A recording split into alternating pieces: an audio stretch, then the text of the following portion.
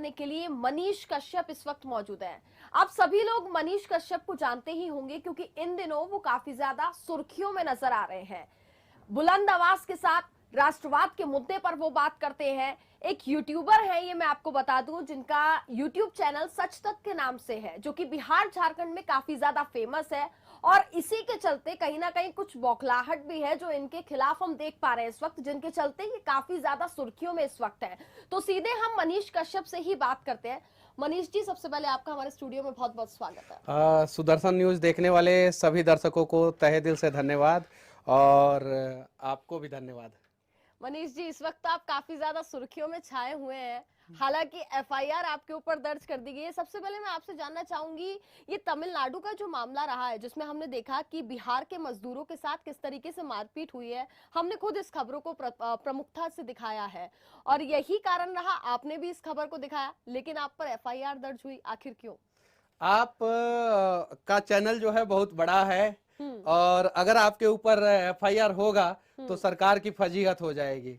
लेकिन बिहार में चूंकि सरकार की नाकामियों को, सरकार की गलतियों को मैं प्रमुखता से दिखाता हूं और बिहार में लोग देखते हैं। शायद से तेजस्वी यादव जी को इसलिए जो है मेरी बातें पसंद नहीं आई होगी। वो 33 साल के हैं, 33 ईयर ओल्ड, और मैं 31 साल का हूं, उनसे सिर्फ 2 साल छोटा। उनका सोशल मीडिया पे, फेसबुक पे जो है लगभग 24 लाख फॉलोअर है और मेरा जो है 40 लाख फॉलोअर है।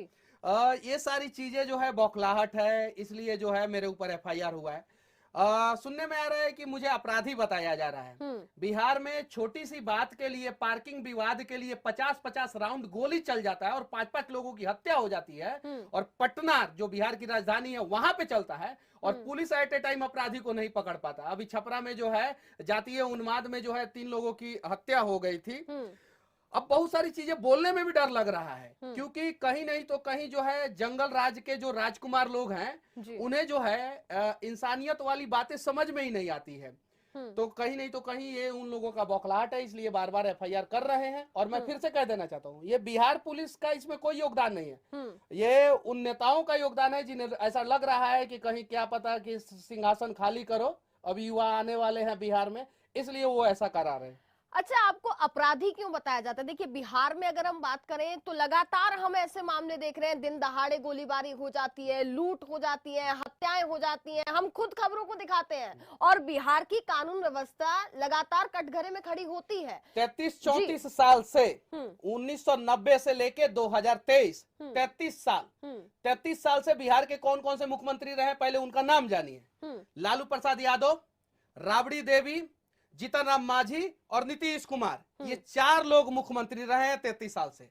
और ये लोग कहते हैं कि दलितों का, वंचितों का, शोषितों का, गरीबों का कल्याण करेंगे। तो 33 साल क्या कम समय होता है कल्याण करने के लिए? इन लोगों ने नहीं किया।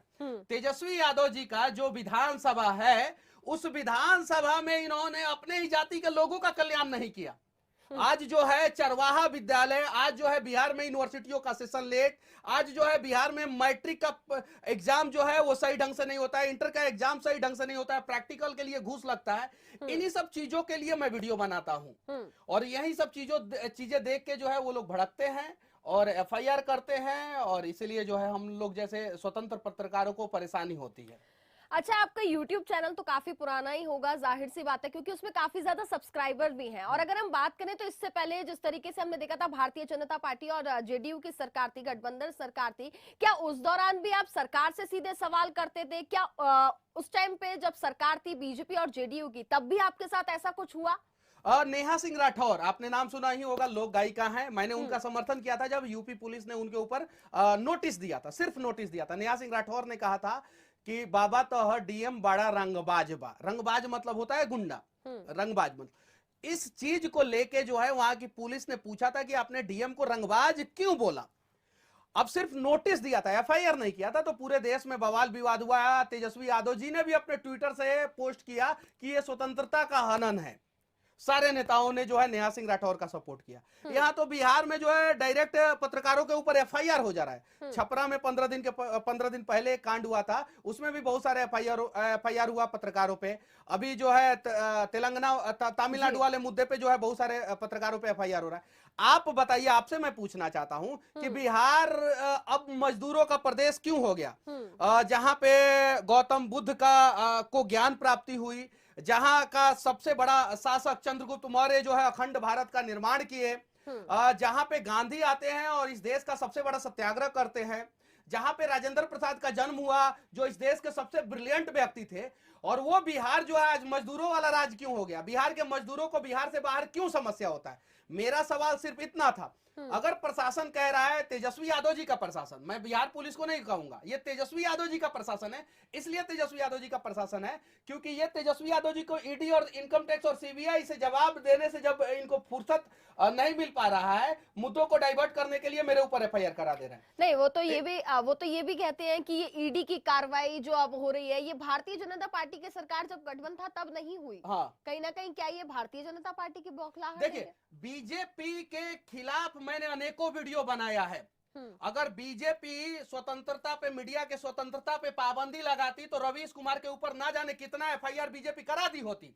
ये सच्चाई है। अब बंगाल में जाके बढ़िया से रिपोर्टिंग नहीं कर सकती हैं, आप लड़की है ना, आपको मैं बोल रहा हूं, आप चलिए बंगाल में और ममता बनर्जी के खिलाफ रिपोर्टिंग करके दिखाइए, उनकी गलतियों को दिखाइए। उनके समर्थक जो है ना क्या करेंगे आपके साथ, इसकी कल्पना भी आप नहीं कर सकती हैं। बड़ी बात कह रहे हैं आप। बहुत बड़ी बात है, यही सच्चाई है।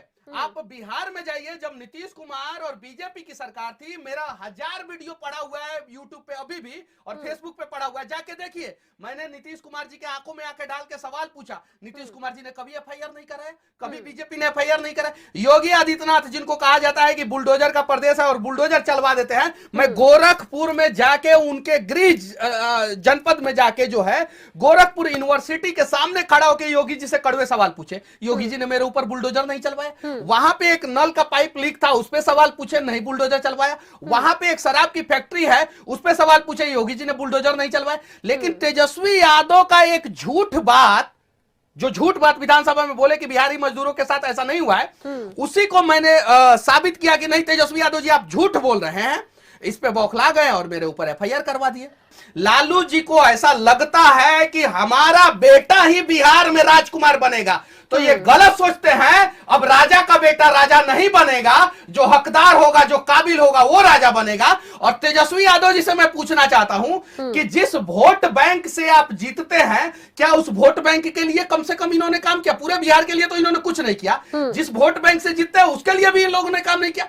और यही सारी चीजें जो है हम लोग आवाज उठाते हैं तो इन लोगों को खलबली मचता है और लोगों को समझ में आने लगा। बिहार में 50% से ज्यादा यादव लोगों ने फेसबुक पे मेरा समर्थन किया है कि हमारा भविष्य बर्बाद हो रहा है, मनीष भैया बचाने वाला कोई नहीं है, कोई नहीं है। और ये लोग जाति की राजनीति करते हैं। तो ये सच्चाई है और इसलिए तेजस्वी यादव जो है मेरे ऊपर बौखलाए हुए हैं। नीतीश कुमार जब भारतीय जनता पार्टी के साथ सरकार में थे, जब गठबंधन सरकार थी, तब नीतीश कुमार कार्रवाई करते थे। हाँ। लेकिन जब से वो तेजस्वी यादव मैं रात में एक वीडियो बनाया था, 12 बजे रात को लाइव किया था मसौड़ी में, जब पुलिस जो है वो वसूली कर रहा था। रात में मैंने वीडियो बनाया, पूरे बिहार के लोग जानते हैं। 12 बजे रात को वीडियो बनाया, सुबह 8 बजे नीतीश कुमार जी ने कार्रवाई किया।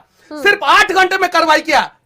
ये चीजें है। मैं शराबबंदी कानून पे बहुत सारा वीडियो बनाया हूं, नीतीश कुमार जी ने कभी एफआईआर नहीं करवाया मेरे ऊपर। अच्छा, बिहार में स्वास्थ्य व्यवस्था कैसी है? बिहार में स्वास्थ्य व्यवस्था तो ऐसी है कि मैं आपके सामने बोलूंगा, महिला रिपोर्टर है, आप शर्मा जाइएगा। आदमी जाता है हाइड्रोसिल का ऑपरेशन कराने और डॉक्टर जो है नसबंदी कर देता है, और वो भी आदमी जो है जिसका शादी नहीं हुआ रहता है। इससे बड़ा दुर्भाग्य और क्या हो सकता है? पूरे दुनिया में आप बरमूडा ट्रायंगल पे भी चले जाइए, मंगल ग्रह पे भी चले जाइए, आपको ऐसा डॉक्टर नहीं मिलेगा जितना खतरनाक डॉक्टर बिहार में है। और स्वास्थ्य मंत्री तेजस्वी यादव जी है, और वो भी मुनुक यादव जो है वो गए थे ऑपरेशन कराने, और उनका जो है हाइड्रोसिल के ऑपरेशन के जगह पे जो बेचारे कुंवारे थे उनका जो है नसबंदी कर दिया। सब बोल रहे कि हमारा शादी कैसे होगा, जरा बताइए। अब ये बात हम बोल देंगे तो लोग बोलेगा कि महिला रिपोर्टर के बगल में बैठ के जो है मनीष कश्यप अपशब्द बोला। अरे यार, ऐसे कर रहे हैं ये लोग बिहार में, हम लोग आवाज नहीं उठाएंगे तो फिर कैसे होगा, जरा बताइए। तो अच्छा, आपको अपराधी बताते हैं और इसके साथ ही आप पे ये पहली एफआईआर तो नहीं है मेरे ख्याल से जो दर्ज हुई है, इससे पहले भी 7 आपके एफआईआर खिलाफ हुआ है 7 एफआईआर मेरे ऊपर 7 एफआईआर हुआ है। और अंग्रेज भगत सिंह को अपराधी बताते थे, अंग्रेज सुभाष चंद्र बोस को अपराधी बताते थे, अंग्रेज जो है महात्मा गांधी को भी अपराधी समझते थे। अब मैं बता रहा हूं कि 7 एफआईआर क्या हुआ है। मेरे ऊपर पहला एफआईआर हुआ है, बेतिया से इंटरसिटी ट्रेन जो चलती थी वो समय पे पटना नहीं पहुंचती थी। एक बार जो है मुजफ्फरपुर यूनिवर्सिटी में बच्चों का एग्जाम था, 3 घंटा लेट हो गया, बहुत सारे बच्चों का एग्जाम छूट गया, मैंने ट्रेन रुकवा दिया, उसका एक एफआईआर हुआ। दूसरा एफआईआर मेरे ऊपर हुआ कि बेतिया में एक अंग्रेज का मूर्ति था। अच्छा, ये ट्रेन वाले मामले का आपने जो जिक्र किया है, आपने ट्रेन रुकवाया, कई सारे लोग आपके साथ पहुंचे ही होंगे वहां पर ट्रेन रुकवाने के लिए। क्या इससे पहले आप लोगों ने वहां पर कंप्लेन की थी? बहुत सारे जगहों पे कंप्लेन करने के बावजूद जो है वो कुछ नहीं हुआ। ट्रेन 3 घंटा तक रुका था ऑलरेडी।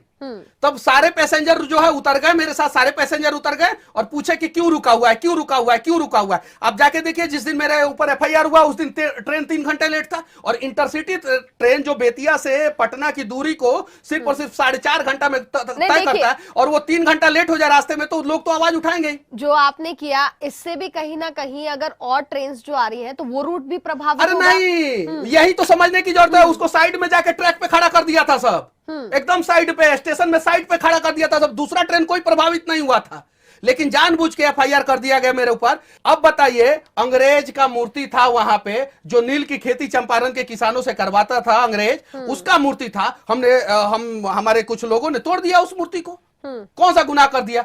यहाँ पे किंग एडवर्ड, यहाँ पे जॉर्ज पंचम का मूर्ति तोड़ा गया दिल्ली में, जॉर्ज पंचम का मूर्ति तोड़ा गया। तो अंग्रेज, हमारे देश में अंग्रेजों का मूर्ति लगाना जायज है क्या? जो अंग्रेज जो है हमारे ऊपर अत्याचार किए, तो कहीं नहीं तो कहीं वो गलत था। ये एफआईआर हुआ। 443 बच्चों का सतवरिया कॉलेज में रजिस्ट्रेशन हुआ था, इंटर के बच्चे थे, उनका रजिस्ट्रेशन रद्द कर दिया गया था। अगर उनका एग्जाम नहीं होता तो वो क्या बनते, उसका एफआईआर हुआ मेरे ऊपर। तो क्या ये आपराधिक मुकदमा है? पटना में कश्मीरी मुसलमान लोगों का बहुत सारा दुकान था, शांति से पटना में जो है वो लोग दुकान चलाते थे, शांति से इनकम करते थे, शांति से पैसा कमाते थे और कश्मीर भेजते थे शांति से। और कश्मीर में हमारे देश के जवानों के ऊपर पत्थरबाजी होता था। पुलवामा हमले के बाद हम लोगों ने पूछा उन लोगों से कि आप लोगों को यहाँ पे कोई दिक्कत नहीं होता है, तो हमारे जवानों के ऊपर पत्थरबाजी क्यों होता है? उसके जुर्म में एक एफआईआर है मेरे ऊपर। ये क्या आपराधिक मुकदमा है? अगर आपराधिक मुकदमा है तो मुझे बताए ना कि मैं किसका हत्या किया हूं। बिहार में नित्यानंद राय जो गृह राज्य मंत्री है, उन्होंने मंच से कहा है कि 6 महीने के अंदर अंदर से 1000 से ज्यादा डेटा, अगर सही नहीं बोलूंगा ना, तब वो एफआईआर करेगा सभी सब कि मनीष कश्यप डेटा ऊपर नीचे। तो शायद से सूत्रों के हवाले से, नित्यानंद राय जी की बातें से मैं कह रहा हूं कि उन्होंने बोला कि 1000 से ज्यादा लोगों की हत्या हुई है 6 महीना में। ये अपने आप में दुर्भाग्य है, लेकिन उस पर कार्रवाई नहीं होगा। और बिहार पुलिस जो है ना, बिहार के सारे अपराधियों का सत्यानाश करते हुए मेरे पीछे पड़ी हुई है। वाह रे वाह, कमाल की बात है। अरे नहीं, आप लोग कुछ भी कर लीजिए। अरे हमारे दादाजी के पिताजी स्वतंत्रता सेनानी रहे हैं, जाके जांच कर लीजिएगा। और मेरे दादाजी चीन के युद्ध में लड़े हैं, जाके जांच कर लीजिएगा। और मेरे पिताजी जो है बॉर्डर पे है, जाके जांच कर लीजिएगा।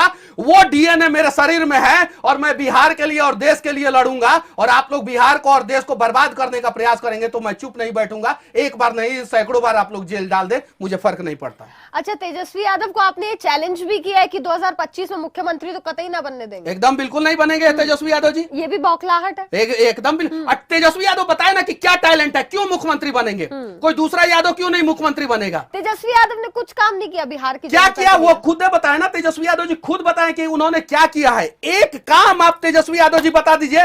बिहार ओलंपिक में मेडल लेके आया है, बिहार के बच्चों का जो है क्रिकेट में सिलेक्शन हो गया हो, बिहार स्पोर्ट्स में आगे बढ़ गया हो, एजुकेशन में आगे बढ़ गया हो, हेल्थ में आगे बढ़ गया हो, या एक्स्ट्रा एक्टिविटीज में आगे बढ़ गया हो, नहीं बढ़ा है। वो 9वीं क्लास तक पढ़े, हम इंजीनियरिंग किए हैं और हम कमाल के इंजीनियर है, सिविल इंजीनियर है। किसी भी मंच पे बुला लीजिए, तेजस्वी यादव जी को खड़ा कर दीजिए, हमको खड़ा कर दीजिए और बिहार की जनता को सामने खड़ा कर दीजिए। बिहार का जनता का सवाल जो है हम और तेजस्वी यादव जी देंगे। देखते हैं कि कौन ज्यादा अच्छे ढंग से सवाल का जवाब देता है। अच्छा, बिहारियों की आप बात करें, लेकिन बिहारी तरक्की भी बहुत की है, ये तो मानते हैं ना। मीडिया जगत में भी बहुत है। देखिए, बिहार के लोग ही बिहार को भूल गए। दुर्भाग्य की बात यह है।